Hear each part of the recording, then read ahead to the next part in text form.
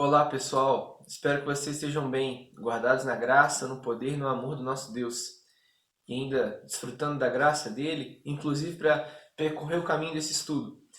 Nós estamos seguindo nossa série de estudos em relação ao livro O Custo do Discipulado. O autor desse livro, Jonas Madureira, ele tem sido um grande instrumento de Deus para falar acerca desse tema, que de fato é um tema que gera um pouquinho, inclusive, de debate dentro da igreja contemporânea.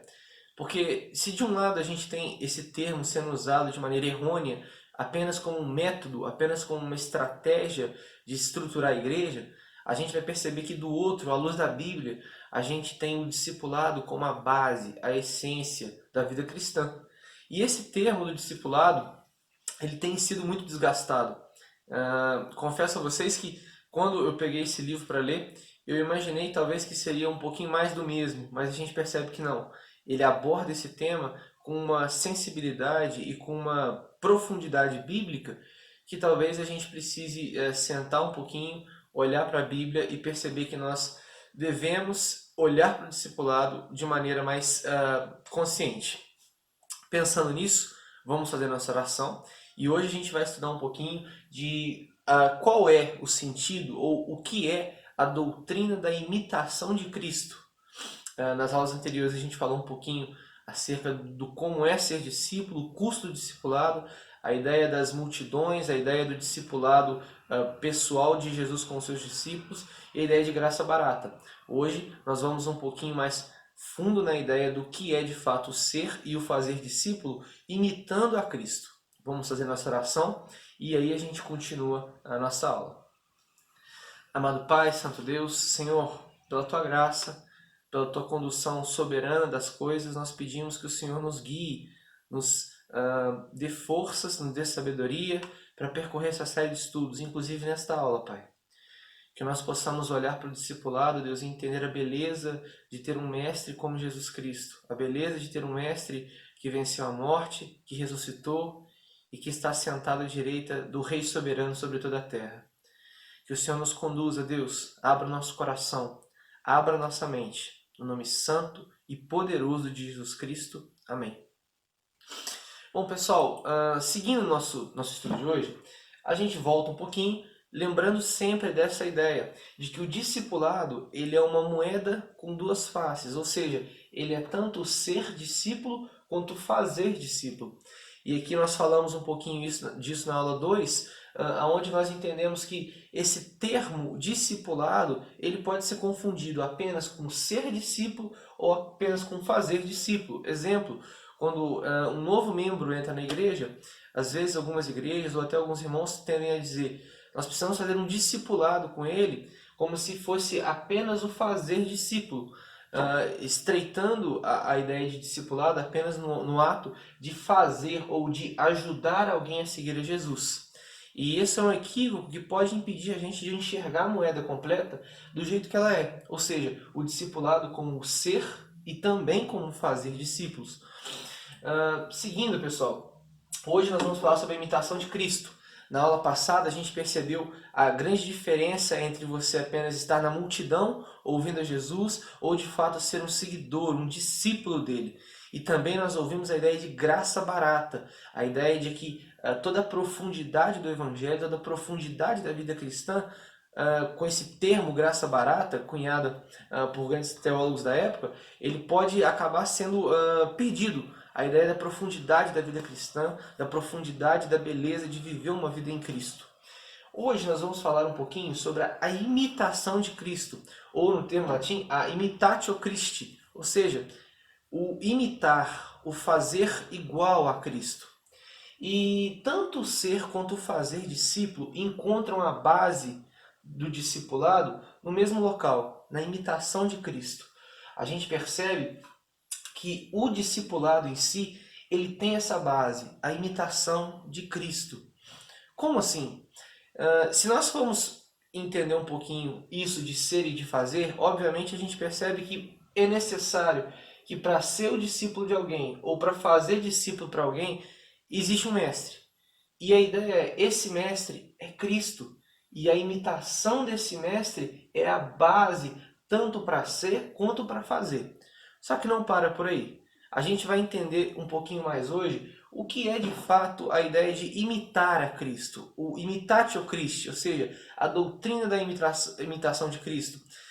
Esse termo, doutrina da imitação de Cristo, ele foi desenvolvido por um grande homem de Deus chamado Tomás de Aquino, São Tomás de Aquino.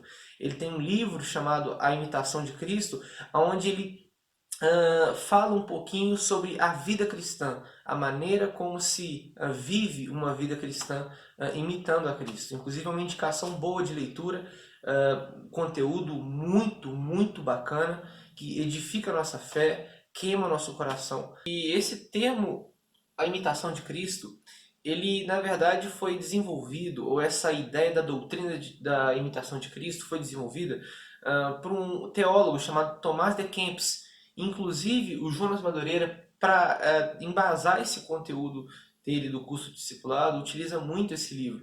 É um livro chamado A Doutrina da Imitação de Cristo, Tomás de Kempis. Uma ótima leitura. Inclusive, fica a dica, fica a recomendação de um livro que fala de maneira muito profunda da ideia da imitação da vida cristã do próprio Mestre, da nossa vida com o próprio Mestre, Cristo Jesus.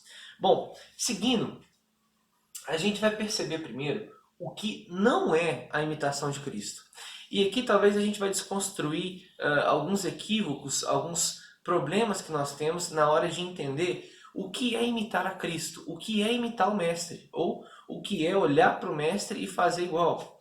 E talvez aqui a gente tenha um equívoco muito comum. Não é difícil nós encontrarmos esse tipo de equívoco até na vida prática de um cristão. De fato, a imitação de Cristo, ela não é um conceito que usa Cristo apenas como um padrão moral.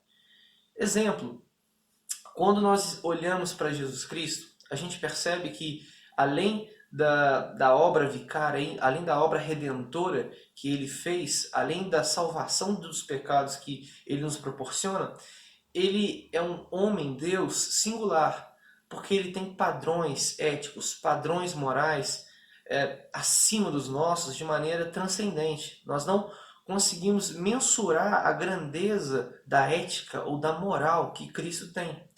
E nesse sentido, imitar a Cristo não é apenas olhar para esse padrão moral de Jesus, olhar para a santidade dele e tentar imprimir de maneira Ctrl+C, Ctrl+V na nossa vida. O discipulado não é resumido nisso.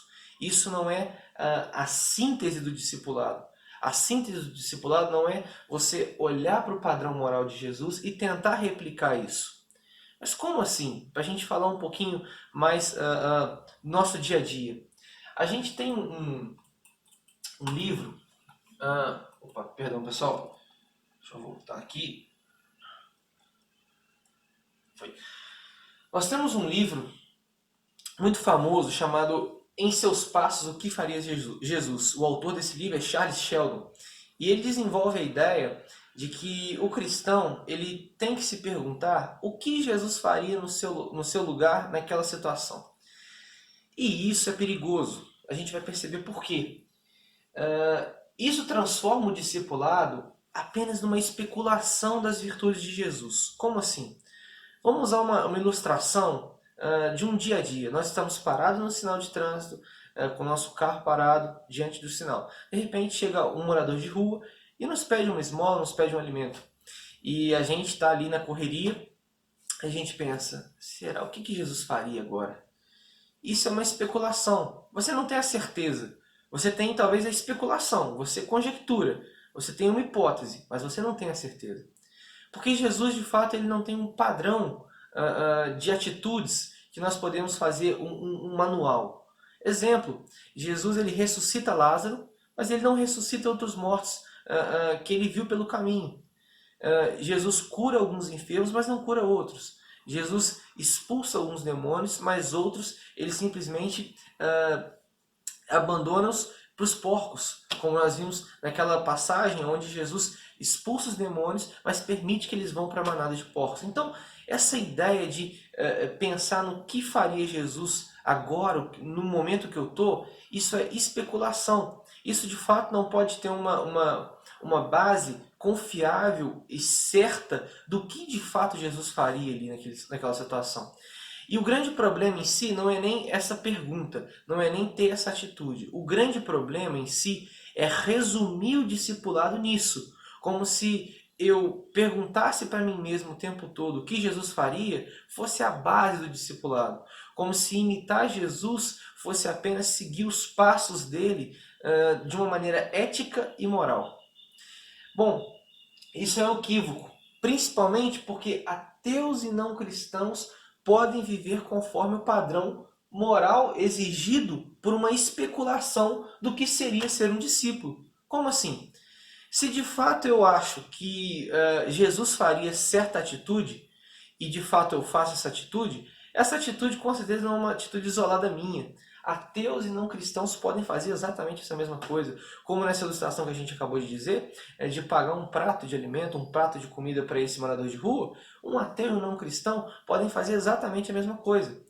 E se nós entendermos que o discipulado tem a sua base apenas em seguir os passos de Jesus, a gente vai acabar chegando na conclusão que basta o ateu ou o não cristão seguir os passos de Jesus que ele será um discípulo. E isso é um equívoco. Porque na nossa experiência de vida a gente conhece pessoas maravilhosas, pessoas que têm um caráter, uma vida ética, um padrão moral elevadíssimo, que inclusive nos inspiram. Mas quando nós vamos olhar a crença, quando nós vamos olhar aonde eles depositam a sua fé, a sua confiança para a vida eterna, não é em Jesus Cristo. Inclusive, muitas vezes é nas suas próprias obras, na sua própria capacidade de fazer o bem ou de ter um padrão moral. E aí que é o grande equívoco. O discipulado não pode se basear naquilo que nós fazemos, naquilo que nós podemos fazer para Cristo, naquilo que nós podemos imitá-lo. O discipulado não se baseia em apenas seguir os padrões éticos e morais exigidos por uma especulação do que Jesus faria. Porque de fato a completa certeza do que Jesus faria, apenas o próprio Cristo tem. Nós temos apenas aquilo que a revelação especial de Deus através da Bíblia pelos apóstolos nos deram. O que nós conhecemos de Jesus e sabemos sobre ele está contido ali. Por isso não é confiável nós estabelecermos a base do discipulado para a ideia de seguir um padrão moral e ético por especulação. Isso não funciona. A gente simplesmente não consegue fechar a conta do que de fato é um verdadeiro discípulo. Porque quando nós olharmos para isso, a gente vai ter talvez a grande confusão de ver pessoas com um alto nível de ética e moral, porém que ainda não são verdadeiros discípulos. Por isso que a especulação do que faria Jesus é tão perigosa. Inclusive, ao longo da história da igreja, isso gerou algum tipo de debate, de discussão a respeito do que alguns teólogos chamam de evangelho social. O que foi isso? Foi um movimento teológico, inclusive, que reverbera até hoje, onde alguns teólogos liberais, por sinal, tentaram dizer de uma maneira bíblica que a única preocupação, ou a grande preocupação que o cristão deve ter nessa terra é em ajudar os pobres, alimentar os famintos e melhorar socialmente a sociedade. Isso é um equívoco e isso é um grande perigo. Como nós vamos perceber ao longo dessa aula, o discipulado vai muito além de questões sociais. Não que isso vai ser ignorado, não que nós vamos negligenciar padrões éticos, morais e sociais. Não é isso. Não que nós não vamos nos perguntar qual é a vontade, qual é o padrão que Deus exige de nós nas situações. Mas isso não é a base do discipulado. Na verdade, isso é a consequência de ser discípulo e não a causa de ser discípulo. Por isso, pessoal, a gente segue na nossa aula olhando para a Bíblia e percebendo na Bíblia, nas Escrituras, o que é imitar Jesus. Nós vamos olhar 4 textos bíblicos que falam exatamente da ideia de imitar Jesus, ou imitar os apóstolos que imitaram a Cristo. O primeiro texto é 1 Coríntios, capítulo 11, versículo 1. O texto nos diz assim, o apóstolo Paulo diz: "Sede meus imitadores, como também eu sou de Cristo." 1 Coríntios, capítulo 4, versículo 16. "Admoesto-vos, portanto, a que sejais meus imitadores." 1 Tessalonicenses capítulo 1, versículo 6. Com efeito, vos tornastes imitadores nossos e do nosso Senhor, e do Senhor, tendo recebido a palavra, posto que em meio de muita tribulação, com alegria do Espírito Santo. Filipenses capítulo 3, versículo 17. Irmãos, sede imitadores meus e observai os que andam segundo o modelo que tendes em nós. Bom, por que esses 4 textos são importantes para nós? A gente vai perceber que o modelo, que a fonte da imitação que nós temos, não são especulações. Nós não temos apenas uma conjectura ou apenas uma ideia do que é ou do que faria Jesus no nosso lugar. O Jonas Madureira, o autor desse livro, usa uma citação de Robert Hamilton Kelly. Ele diz o seguinte: os apóstolos e seus seguidores não imitavam os exemplos morais da vida de Jesus, mas o ato síntese de sua crucificação, o Cristo crucificado em sua atitude de autossacrifício, em vez de qualquer padrão ético específico retirado da memória da sua vida. O que esse teólogo está querendo dizer? Inclusive um teólogo metodista. Ele está dizendo o seguinte: os discípulos, os apóstolos, não imitavam o padrão ético, mas imitavam um ato síntese. O que é um ato síntese? No português, a síntese é um resumo da ideia, ou é um resumo da ideia central. E se nós pudéssemos olhar para a vida de Cristo, no que se resume a vida terrena de Cristo? Na cruz do Calvário. A gente percebe que a cruz do Calvário é o resumo de toda a obra dele aqui na terra, vencendo a morte, vencendo o pecado, mas na cruz do Calvário é onde o véu é rasgado, é onde o resumo da história acontece, ou seja, é o ato síntese. E esse autor está dizendo que os discípulos ou os apóstolos imitavam não o padrão moral, mas o ato síntese da cruz. Ou seja, a crucificação de Jesus é a atitude de autossacrifício que Jesus tem para com o nosso bem, para o seu povo. E os discípulos têm a base do discipulado não no padrão ético, mas na cruz do Calvário. Como assim? Os discípulos não estavam preocupados em se perguntar o que Jesus faria, mas eles estavam preocupados em serem entregues à cruz, que eles próprios carregariam deles mesmos. Ou seja, Jesus carrega uma cruz para ser um mestre, um exemplo que nós cristãos, pequenos cristos, também temos nossas cruzes e também temos que carregá-las por amor dele, por amor da obra vicária dele. Então, a gente entendendo isso, nós vamos perceber que tudo que nós sabemos a respeito de Cristo, tudo que nós sabemos da obra da cruz, ou seja, da obra do nosso mestre, a quem nós imitamos, tem um processo até que isso chegue a nós. Como assim? A cruz do Calvário, ela só é transmitida a nós só sabemos que ela existiu, nós só sabemos que esse evento aconteceu por causa dos apóstolos que, iluminados e inspirados pelo Espírito Santo, avançaram com o reino de Deus ao ponto de fazerem com que a igreja ou o povo de Deus ficasse sabendo ou ficasse ciente do que de fato é seguir a Jesus, é seguir ao Mestre. Ou seja, os apóstolos têm a função de propagar, de anunciar aquilo que Jesus Cristo fez e quem Ele é, a sua obra, a sua mensagem e a sua pessoa. Os apóstolos, então, transmitem esse ensinamento à igreja. É o que nós chamamos na igreja do atributo de apostolicidade. O que isso quer dizer? Todo ensinamento, todo conteúdo que nós temos provém de uma transmissão apostólica. Os apóstolos nos transmitiram isso. Nós não vimos Jesus, nós não ouvimos Jesus diretamente, mas nós podemos ouvi-lo através dos apóstolos. Exemplo, quando o apóstolo Paulo escreve suas cartas e nos transmite toda a doutrina cristã pela carta de Romanos, por exemplo, isso é o que nós chamamos da apostolicidade da igreja. A doutrina cristã é baseada na transmissão apostólica por meio dos apóstolos.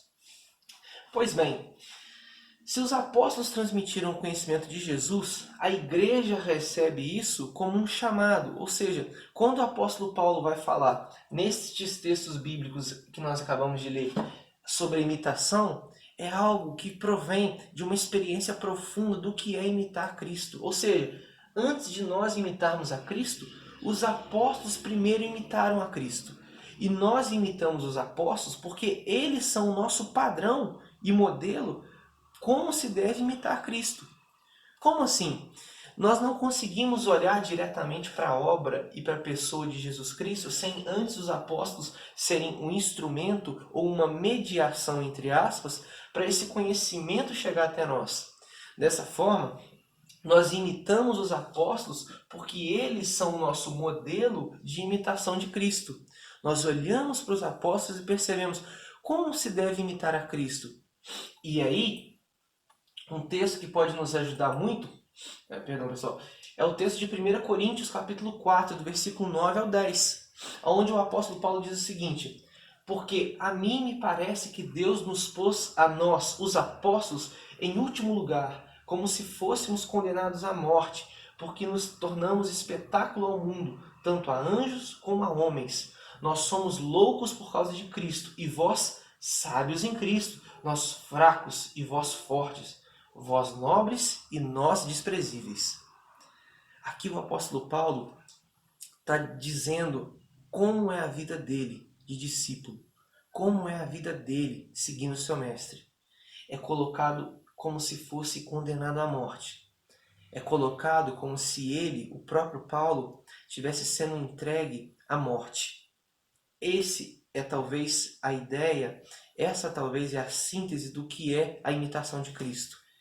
É fazer exatamente aquilo que Cristo fez indo para a cruz, se submetendo, se subjugando à vontade soberana de Deus, carregando a sua própria cruz, num ato de autossacrifício.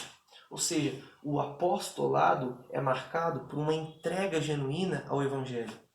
E essa é a imitação de Cristo. Se Cristo se entregou por nós, logo nós nos entregamos por Cristo de forma completa e não apenas seguindo especulações da nossa mente do que é que Jesus faria no nosso lugar. Não que isso esteja errado por completo, mas isso é extremamente perigoso, porque nós caímos no erro ou talvez no equívoco de sintetizar e de basear o discipulado apenas em seguir os passos ou então de fazer especulações do que Jesus faria. E seguindo esses passos está tudo ok, nós somos discípulos. Ou seja, isso é perigoso. É como se nós estivéssemos reduzindo a imitação de Cristo a padrões éticos e morais. Não que essas coisas por si sejam ruins, mas são insuficientes para descrever a característica básica de imitar Jesus. Por isso, pessoal, Pessoal, desculpem, o meu passador está com um pouquinho de problema. A imitação de Cristo é um ato mimético, não apenas um ato especulativo, como se tentando descobrir o que devemos imitar. Isso é muito importante nós assimilarmos e entendermos de forma integral. O discipulado, ele se baseia na imitação de Cristo. E a imitação de Cristo não é especulativa, ou seja, não é tentar descobrir o que Jesus faria, como se nós estivéssemos o tempo todo tentando descobrir qual é o gesto que Jesus está fazendo para nós imitarmos. Não. O ato de imitar a Jesus é um ato mimético. O que é mimético? Que ideia, que palavra é essa? Mimético vem da palavra mimesis, que é uma palavra grega. Na filosofia, no contexto filosófico, ela tem o sentido que ordena a ideia de imitar. Tudo que vem numa categoria de imitar é denominado mimesis, ou seja, quando um filho imita o pai, ou quando uma cena teatral acontece retratando a vida, ou inclusive naqueles joguinhos de família onde nós fazemos mímica, que vem da palavra mimesis. Então, a ideia de mímica ou de mimesis, ou um ato mimético, é exatamente de copiar, exatamente, ou de olhar para aquilo, para aquele ato, para aquele modelo e fazer igual. Não de forma especulativa, não de forma tentando descobrir, mas já definido, já sabendo o que é. Bom, nós percebemos que os apóstolos são um grande teste de veracidade, se estamos ou não imitando a Cristo. Como assim? Se nós queremos saber se a nossa vida é uma vida de imitação de Cristo, é olhar para a vida dos apóstolos e perceber se a nossa vida é parecida, dadas as devidas proporções, porque nós entendemos a grandeza do apóstolo Paulo para o Evangelho, mas o mesmo sentimento ou não. Ou se nós estamos tentando descobrir quais seriam os passos de Jesus de maneira apenas legalista ou de maneira apenas superficial. Um texto importante e necessário para que a gente entenda o que de fato é a imitação de Cristo é perceber primeiro, num olhar a Cristo, o que Cristo fez. O que Cristo representa num ato de imitação a Ele.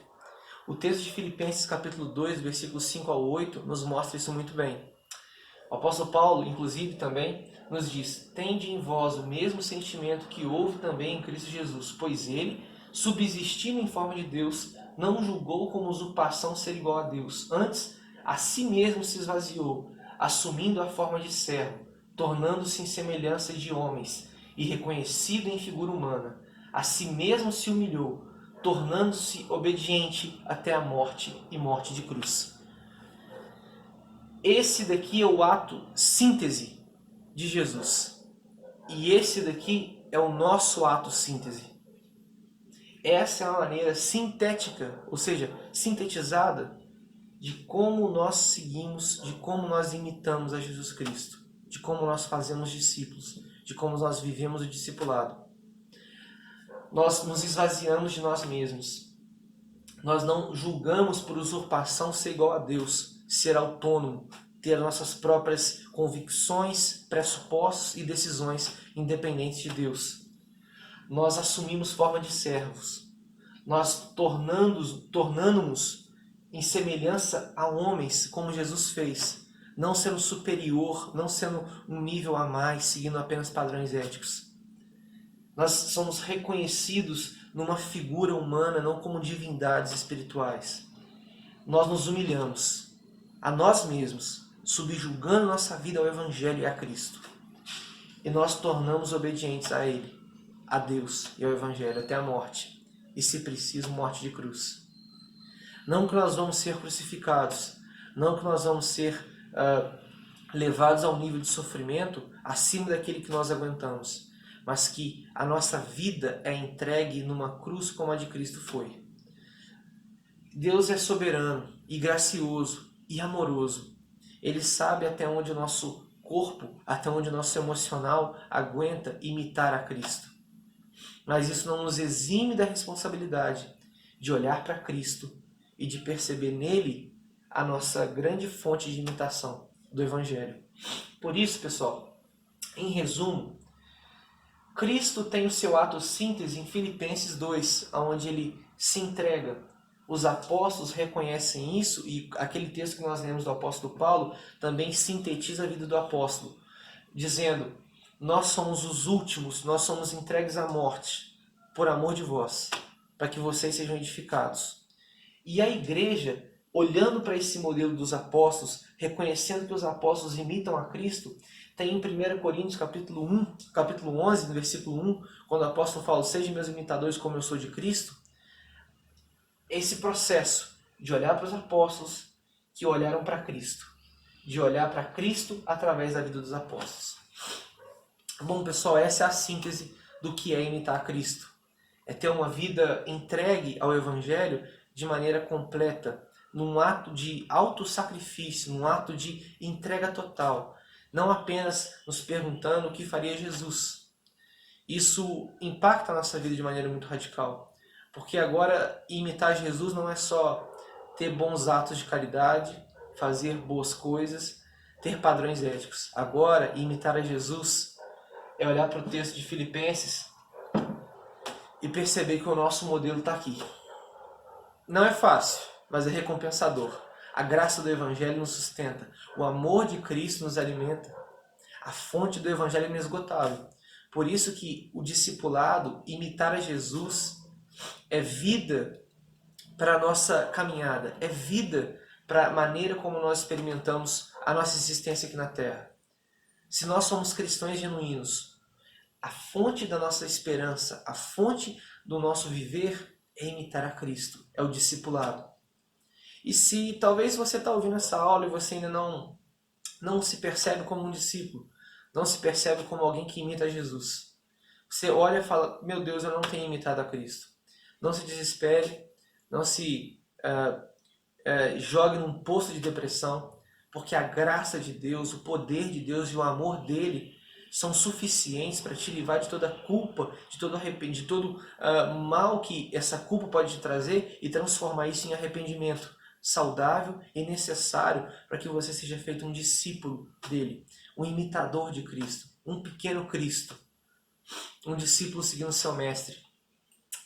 E na aula que vem, pessoal, a gente vai se perguntar e vai responder a uma pergunta que talvez incomode algumas pessoas e que talvez incomode grande parte daqueles que não são cristãos. Afinal, quando somos discípulos, perdemos nossa autenticidade? De fato, nós abrimos mão de quem nós somos? Nós simplesmente seguimos o mestre cegamente?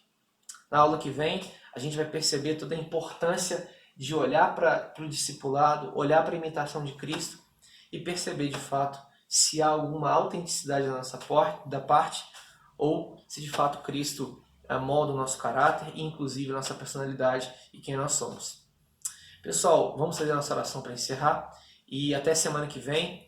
O nosso irmão Uzi dará a aula da próxima semana e tenho certeza que essa sequência de estudos sobre o discipulado até o final vai dar uma base muito boa para depois desse estudo nós aplicarmos isso na nossa vida de maneira muito prática, muito saudável, tanto no nosso devocional, tanto no ser discípulo, tanto na nossa identidade, quanto na nossa vocação, tanto em ajudar alguém a seguir Jesus. Amado Pai, Santo Deus, muito obrigado pela Tua graça em nos sustentar nesse estudo, nos sustentar nessa hora. Que o Senhor nos conduza por meio dessa série para a Tua glória. Que o Senhor nos conduza por meio desse estudo para que nós possamos imitar a Cristo no nosso viver, imitar quem Ele é, a obra vicária dEle, e que nós possamos nos entregar uns pelos outros. Que nós possamos viver uma vida pautada não por especulações do que faria Jesus em meus passos, não pautada naquilo que nós achamos que é o certo, mas de fato naquilo que o apostolado, daquilo que homens levantados pelo Senhor nos revelaram através de uma inspiração oriunda do Espírito Santo nas Escrituras, Pai. Nos ajude, sustente a Tua igreja, sustente o Teu povo. No nome santo e poderoso de Jesus Cristo. Amém.